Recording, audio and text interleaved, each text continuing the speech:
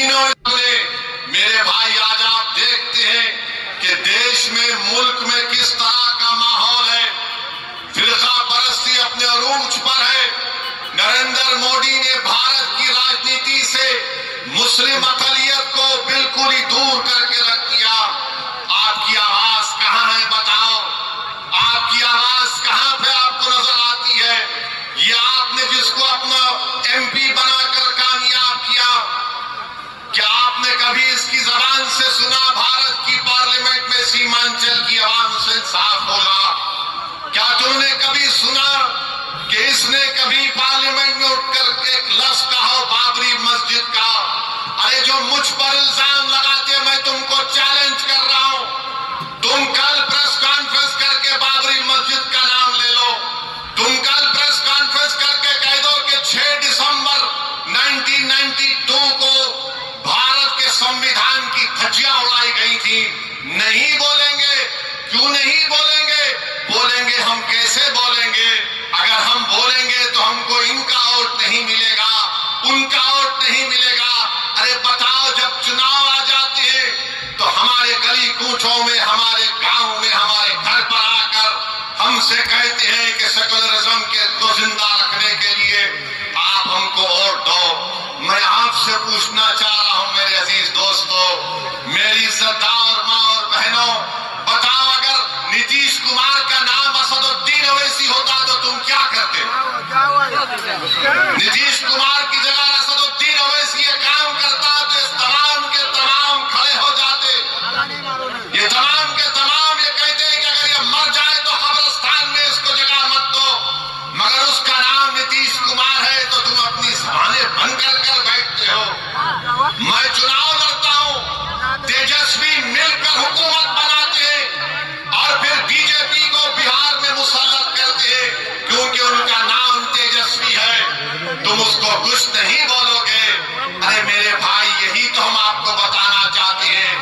यही इनकी नाइंसाफी है, यही इनका आपसे कोई मोहब्बत नहीं, ये नफरत करते हैं आपसे।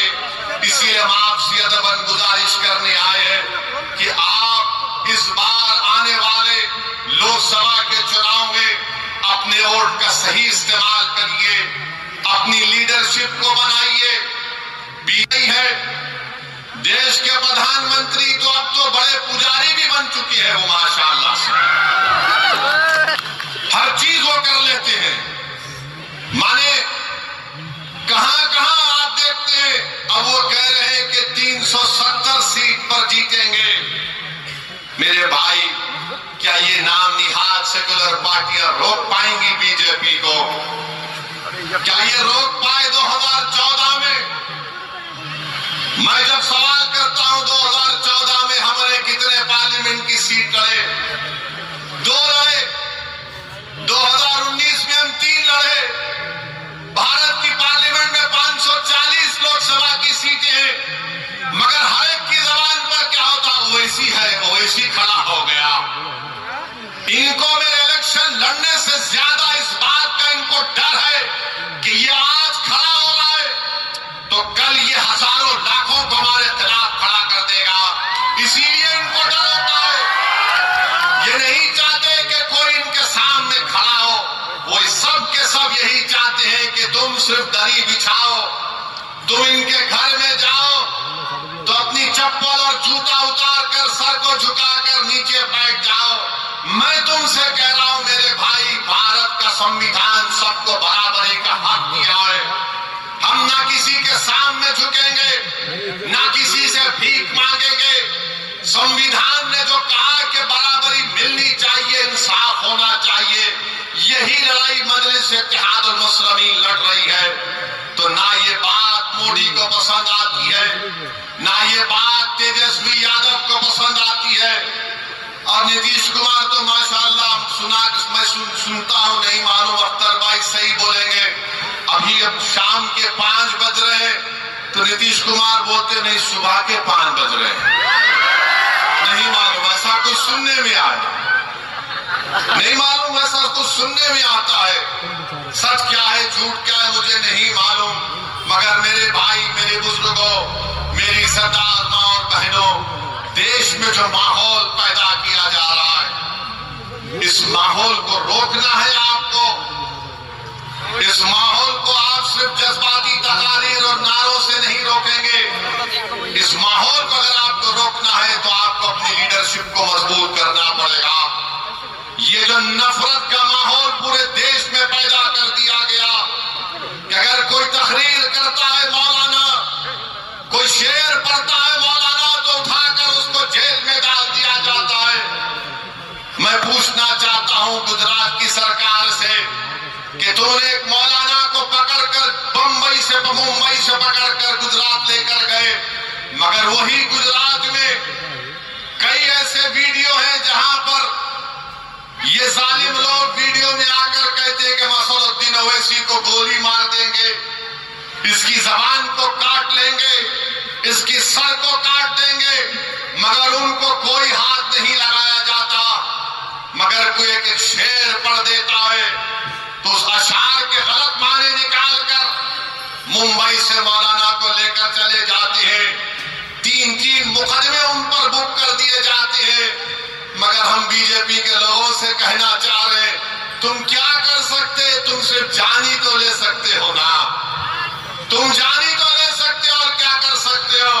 अगर मेरे मुकद्दर में जो लिखा अल्लाह ने लिख दिया वो तो पूरा होकर रहेगा, मगर जब तक हम जिंदा रहेंगे हम बातिल को बातिल कहेंगे, हम बातिल से समझौता नहीं करेंगे, हम बातिल को खुश करने के लिए अपनी पॉलिसी को लचकदार नहीं बनाएंगे। हमारा काम यह है मेरे अजीज दोस्तों और बुजुर्गों कि हम हक को कामयाब करें, और हक की कामयाबी का राज आपका इत्तेहाद है। याद रखिए, कब तक आपसे तेजस्वी यादव है यहीं पर कहा था सीमांचल डेवलपमेंट बोर्ड बनाएंगे, कहा था ना, यही कहा था। हमारी बात का यकीन कर लो। सीमांचल डेवलपमेंट बोर्ड कहां गया? हजम कर गए तुम उसको भी। जब वोट लेना आता है तो सब खड़े होकर झूठी बातें करते हैं।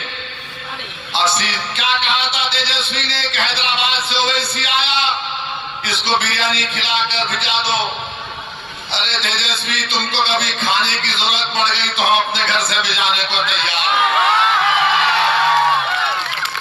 बताओ, मगर तुमने सीमांचल की जनता का खाना छीन लिया, तुमने सीमांचल के गरीबों से इंसाफ नहीं किया।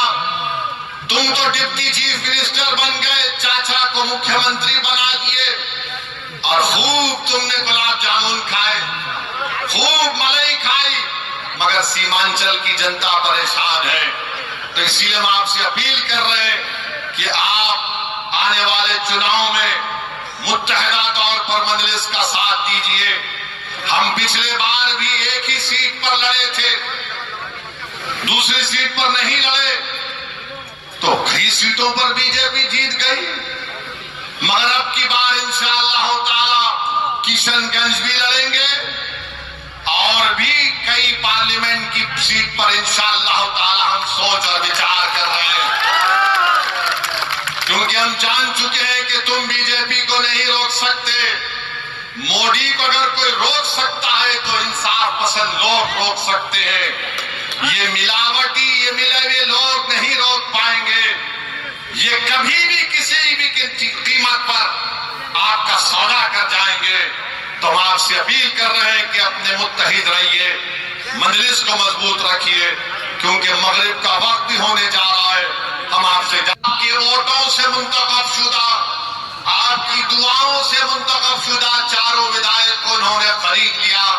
अब बताइए कौन जिम्मेदार है अगर आज बिहार में बीजेपी की सरकार है? तेजस्वी से पूछेंगे तो तेजस्वी बोलेंगे चाचा हमको छोड़कर चले गए। नीतीश कुमार से पूछेंगे तो अल्फाज चाप चाप कर बोलेंगे हम मर भी गए तो नहीं जाएंगे, अब कह रहे हैं कि हम यहीं रहेंगे।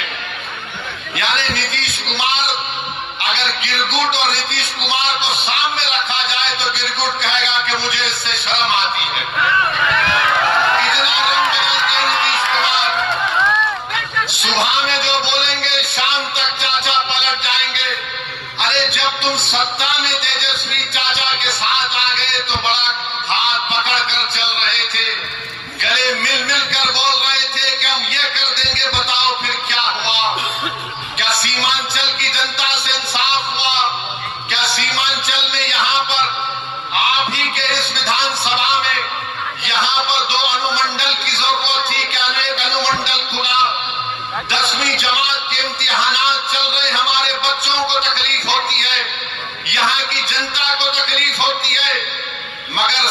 खेल सत्ता का है और सिर्फ कोशिश यही होगी कि कहीं से भी किधर से भी सीमांचल की जनता से इंसाफ ना हो। मैं पहले भी आपसे कहा हूं और आज फिर कह रहा हूं मेरे भाई, जब तक अल्लाह असदुद्दीन ओवैसी को जिंदा रखेगा मैं सीमांचल की लड़ाई लड़ता था, लड़ रहा हूं और इंशाअल्लाह ताला लड़ता रहूंगा। सीमांचल हो जाता है। तेजस्वी यादव को जरा सोचना चाहिए था कि जब तुमको मजलिस की जरूरत पड़ी तो अख्तर अली मान को बुलाया और बोला कि अख्तर भाई हमारा साथ दे दो। तेजस्वी तुमने जो 4 गुलाब जामुन समझकर हमारे विधायक को खा लिया वो हजम कर गए तुम उनको?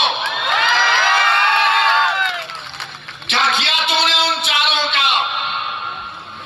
कहां मुंह दिखाने के काबिल नहीं रहे वो लोग?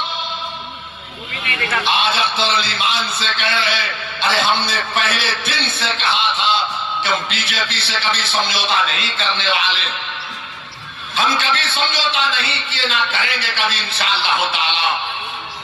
2 मर्तबा नीतीश कुमार को तुमने मुख्यमंत्री बनाया और 2 मर्तबा नीतीश कुमार ने बिहार की जनता को धोखा दिया और बीजेपी को सत्ता दी। मगर बताओ इनकी जबानें बंद है, जबानें बंद है, कुछ नहीं कहते। मगर मेरे अजीज दोस्तों और बुजुर्गों, हम आपसे सिर्फ यही अपील करने आए हैं कि आने वाले लोकसभा के चुनाव में नरेंद्र मोदी के 370 का वो जो दावा कर रहे हैं उसको रोकने के लिए, सेकुलरिज्म को हकीकी कामयाबी दिलाने के लिए, सीमांचल में इंसाफ की लड़ाई लड़ने के लिए, बिहार के गरीब और मजलूमों के ताकतवर आवाज को पार्लियामेंट में पहुंचाने के लिए, वतन अजीज के गरीब और मजलूम अकलियतों की एक आवाज को बिहार से पार्लियामेंट तक भिजाने के लिए हम आपसे ये अपील करने आए हैं, गुजारिश करने आए हैं कि आप अब की बार मजलिस को वोट दीजिए। जो लोग सेकुलरिज्म की बात करते हैं वो सिर्फ तुम्हारा वोट लेना चाहते हैं और उसके बाद वो बीजेपी को इख्तियार देना चाहते हैं। तो हम आपसे अपील